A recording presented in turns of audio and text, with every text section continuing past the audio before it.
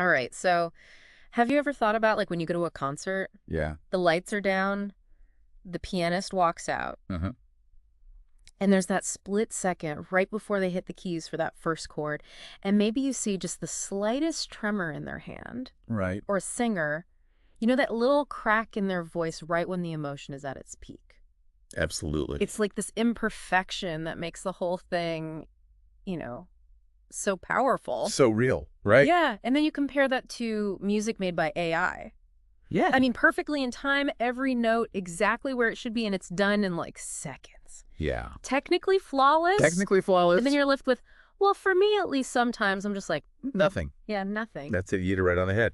It's so interesting, isn't it? Yeah, Because this is the whole puzzle we're digging into in this deep dive. yeah, You know, AI can make music that is objectively perfect. right. It can go through all these libraries of songs. It gets the structures. It can even sound like, your favorite musicians. Yeah, like eerily similar? It's crazy, Yeah. and yet it just feels Hollow. hollow. It's the perfect word. And that's what we're looking at today for you. Yeah. We've been spending a lot of time with some really interesting research and reports, Right? almost like a 10-hour exploration of this question. Yeah. Why does AI, with all its power when it comes to making music that really connects with us emotionally, Yes. it falls short? It's a disconnect. Yeah, and it's not even about, does it sound good, Right. does it feel like something real? Exactly. And I think if we want to zoom out for a second and look at this from a broader perspective, Okay. it really comes down to this fascinating gap between artificial perfection and what we could call, authentic emotional impact. I like that. So in this deep dive, we'll be looking at the science behind how we experience emotion in music, Okay. the cultural contexts that AI seems to miss, Right. and even some of the, bigger questions that come up when machines try to copy something as human as musical expression. Yeah, so come along with us on this journey. Please. We're going to navigate this space between technical skill on the one hand Yeah. and that genuine emotional investment that human artists, bring to their work. They pour their heart and soul into it. And we'll even explore this idea of the uncanny valley of artificial emotion in music. Oh, yeah. That feeling when something is almost real, Just a little off. but just a little off and it's creepy. Yeah. And ultimately, we want to figure out what are those subtle, intangible human elements that give music that thing we call soul. The soul, the magic. Yeah. Well, I think a great place to start is to think about Okay. what is it about that trembling hand or that imperfect vocal delivery that can really move us in a way that perfect digital precision just can't. Yeah. You know what I mean? Yeah. And so this first part of our deep dive really grapples with this illusion of perfection. Okay. So let's look at an example. Our research mentioned this producer in Berlin. She's working on this pop ballad, and she's got this AI generating like 17 different versions of a chorus, Wow. all optimized for streaming, Yeah. Technically brilliant. Right. But she keeps going back to the original demo, the one with that tiny hiccup in the timing, this human flaw that just gave her chills. Interesting, isn't it? And the thing is, she even said, it's like talking to someone who's memorized the dictionary but doesn't understand poetry. Wow. Which I think is a really powerful way to describe the limitations that we're hitting here. Yeah. The AI can process all this information and spit it back out flawlessly, Yeah. but it doesn't have that understanding, that personal history Right. that breathes life into art. Yeah, and this made me think of someone like Nina Simone. Oh, yeah. Her music is full of these deliberate imperfections. Oh, absolutely. Dissonances, rhythmic shifts, things that weren't mistakes, they were choices. Choices. Powerful artistic choices, almost acts of defiance. Uh-huh. And AI can be trained on her music. Right. It can probably even mimic her phrasing, Yeah, but can it really get why she made those choices? that's the question. Yeah. Can it replicate that spirit of rebellion, Into human element. that human desire to push boundaries? Precisely. And, defiance, as some of our sources pointed out, requires a self to assert. Okay. The AI, it's working from algorithms and data. Yeah. It doesn't have a personal story, Right. a belief system, Yeah. an inherent drive to challenge the status quo. Right. So while it might be able to reproduce the sound of rebellion, Yeah. it's missing that core intention behind it.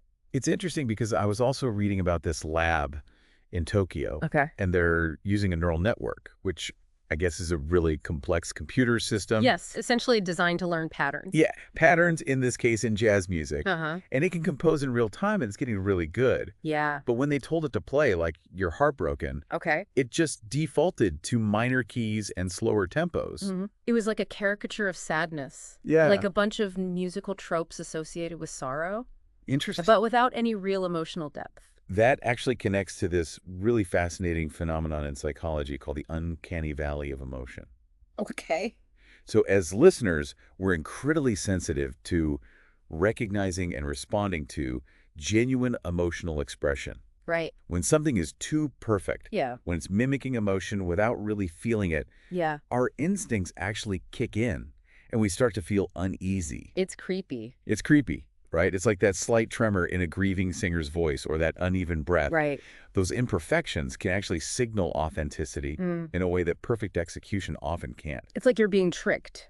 Exactly. Yeah. It's like our intuition is saying something's not right here. Yeah, so it seems like this first part of our exploration is really highlighting this idea that perfection isn't always the goal in art. It's not the be-all and end-all. Right. It's actually those human flaws, those little deviations from the ideal that make music feel real. Yeah. And, going back to that producer in Berlin who chose the flawed demo over the perfect AI version, Yeah. she said the AI's version is perfect. That's why it's dead. Powerful statement, isn't it? Yeah, it is. It really drives home that essential element of human intention and lived experience Yeah. that seems to be missing even from the most advanced AI music. Yeah, and speaking of missing things, Oh, yeah. this next part of our deep dive goes into some pretty thought-provoking territory. Does it ever? Yeah, and unsettling at times. Okay. Like there's this one story from Los Angeles about this grieving mother who used AI to create a lullaby in the voice of her child who had passed away. Wow, that's heavy. Yeah, and the AI perfectly replicated her child's voice. It could do that. Yeah, the timbre, the pitch, everything perfect. Wow. But instead of being comforted by it,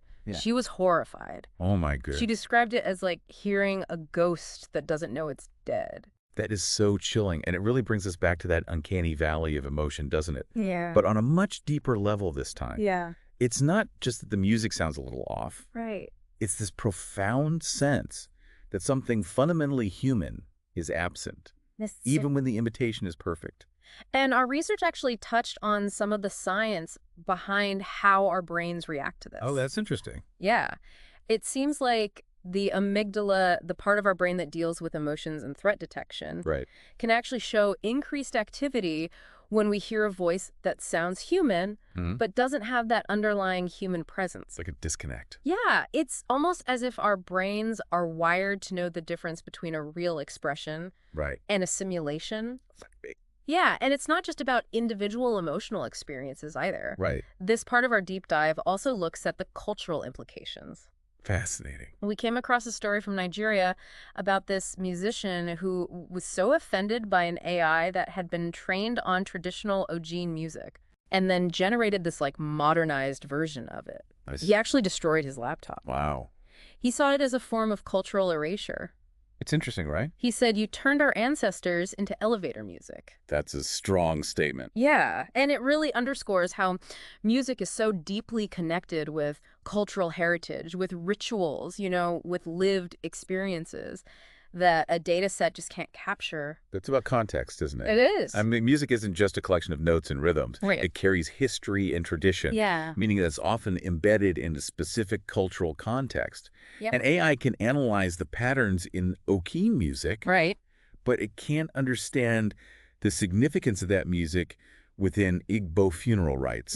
Right. The complex emotions and social connections it represents. Yeah, so this part of our deep dive leaves us with some pretty big questions. Oh, yeah. Can AI music that is meant to evoke emotions actually end up being a form of cultural appropriation? It's a thought-provoking question, isn't it? Yeah, like a digital taxidermy that preserves the form but drains the essence. Interesting. And can an algorithm, no matter how advanced, ever really grasp the weight of a lived experience that informs so much of human art? That's a huge one. It is. And maybe most unsettling of all, why can an AI's attempt at something like joy sometimes feel so empty? Right. So much like a superficial imitation. It's like a hollow shell. Yeah. And I think, by the end of this segment of our deep dive, the answers to these questions, they're still out there. Right. but you're left with this undeniable sense of unease, this Yeah. feeling that something really important is being missed or even lost in this pursuit of artificial emotional expression. Which brings us to the last part of our exploration. Okay. This one's called The Faintest Pulse. Interesting title. Yeah, so after all this talk about AI's technical skills and its emotional limitations, Uh-huh. this last section kind of steps back and focuses on something really simple. Go. The sound of humans making music imperfectly. The raw sound. Yeah. I like that. And what's really cool here is that it's a deliberate shift away from perfectly produced music Okay. and toward those raw, unpolished sounds that often get edited out or smoothed over in recordings. Interesting. Yeah, the guitarist's fingers slipping on the strings, Uh-huh. the singer's breath catching unexpectedly, Right. the creak of the drummer's stool. I see. These are like the sonic fingerprints of a human being present. It's the evidence that they were there. Yeah, and it's these very sounds, these imperfections that AI is always trying to eliminate, Right. that a philosopher we came across in our research suggests might be the very essence of what we perceive as soul in music. The soul. Yeah, it's the audible reminder that we're mortal. Right. That finite breath behind a note, the physical effort in a sustained sound, the voice cracking, not because it's stylistic, Yes. but because of genuine, unfiltered emotion. Raw emotion. Yeah, and thinking back to what we talked about earlier, Okay. it seems like what AI is missing isn't just the understanding of emotion, but the actual physicality of being human. Uh-huh. Those inherent limitations and vulnerabilities that shape our experiences. Or humanness. Yeah, and as a result, shape our art. Makes sense. So as we come to the end of our deep dive, Yeah. the perfectly generated music fades away completely, It disappears. and we're left with these simple, imperfect sounds. The remnants of humanity. Yeah, and the question that remains, and it's a big one, Lay it on me. is this in a world increasingly full of flawless machine-made sounds? Right. Will we still be able to hear? Yeah. And will we still value those imperfect human sounds that carry the weight of lived experience? That's a powerful question, and it's one that I think we all need to sit with for a while. It is. And now that we've spent all this time thinking about the difference between artificial perfection and human emotion in music, Yeah. does the silence around you feel any different? It might sound different. Yeah, or maybe, as our source put it, a little more alive. A little more real, perhaps. Yeah, and we really encourage you to keep thinking about this. Absolutely. What does this mean for AI in other creative fields beyond music? Right. What really makes art emotionally resonant for you? That's the core question. And maybe take a moment to listen to those little imperfections in your favorite songs. I love that. What stories are those tiny flaws telling? Yeah. What unique human presence are they revealing? It's a beautiful way to look at it. Yeah, it might just change the way you listen. I think it will.